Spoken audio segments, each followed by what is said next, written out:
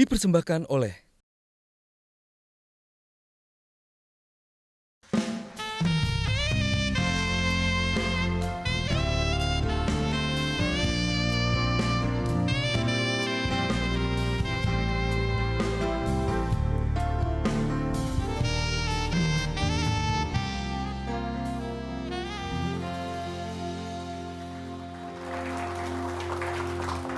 Masih di Indonesia, ide Indonesia. Tadi kita minta kata-kata dari para komposer ini. Kita lihat yuk, apa ya? Kumpulin. Nah, ini pasti unik-unik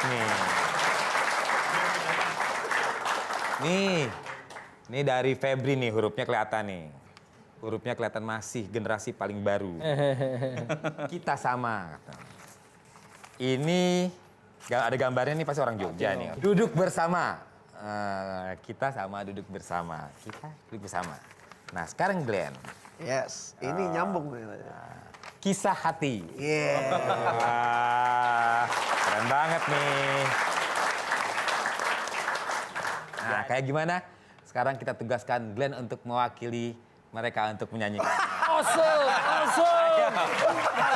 Ayo. Gila PR-nya. Duduk bersama, kita bersama, bicara tentang kisah hati.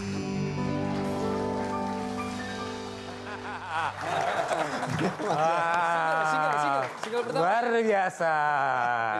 Single pertama. Hebat sekali kan? Ya, jadi itulah yang membuat Indonesia begitu hebat dengan musisi-musisinya. Tinggal bagaimana masyarakatnya menghargai musisi-musisi yang hebat ini. Komposer-komposer kita dari zaman Ismail Marzuki sampai ke sini itu memang menghasilkan keajaiban-keajaiban karya.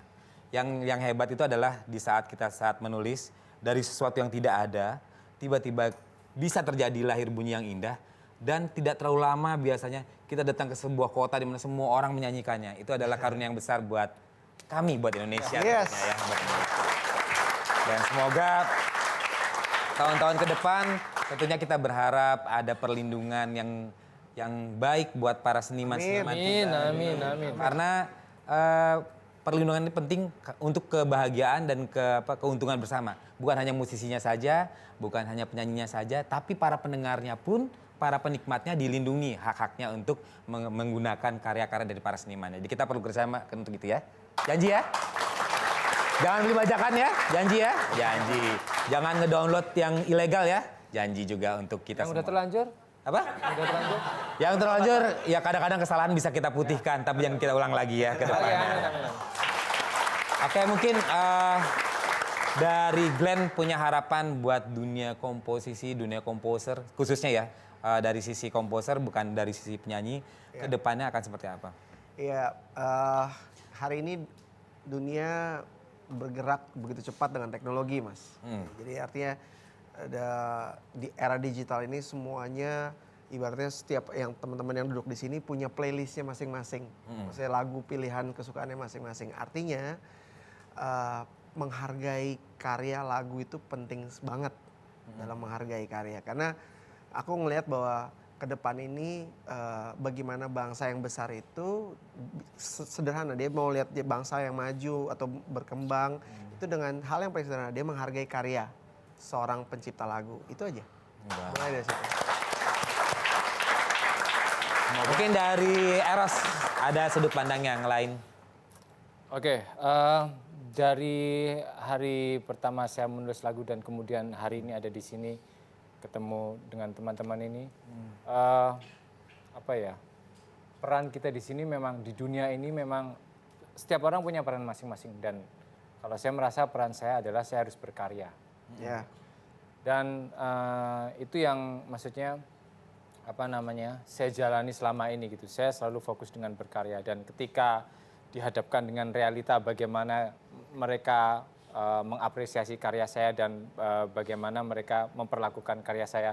Kadang seneng, kadang-kadang saya juga merasa ada down apa segala macam. Dan kemudian ketika saya sudah berkeluarga gitu, saya harus punya legacy buat anak saya. Jadi saya kepengen generasi muda sekarang ini yang mendengarkan karya-karya saya, tolong itu karya itu ada legacy saya buat anak saya. Jadi mohon dirawat dengan benar dan diperlakukan dengan adil. Ya, amin. Keren.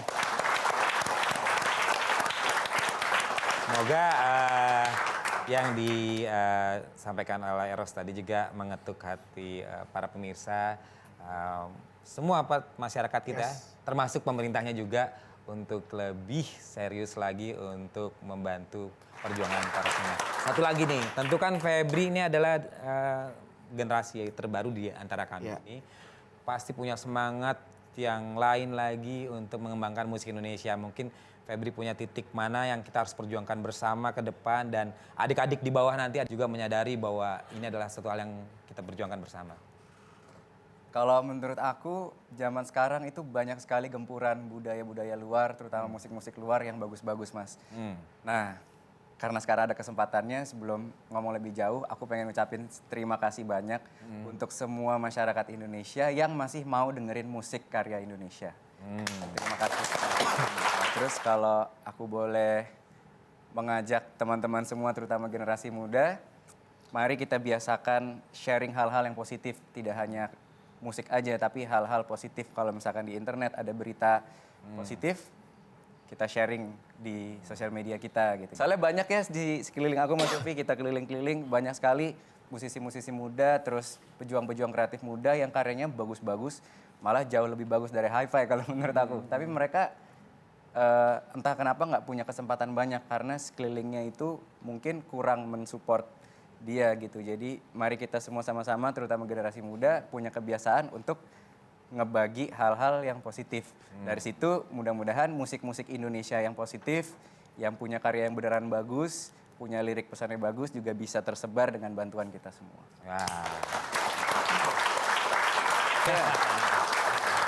Akhirnya terima kasih sahabat-sahabat saya yang hebat, Glenn Fredly, Eros Chandra, Febrian Nindyo, semoga terus berkarya. Semangat. Kita dengan demikian berakhirlah Indonesia kita kali ini.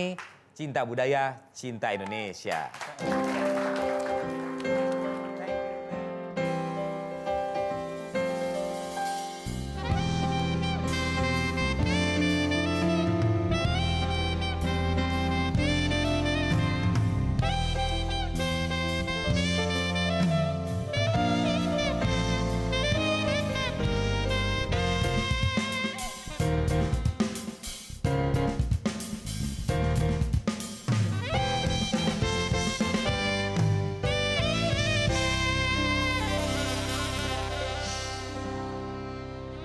Dipersembahkan oleh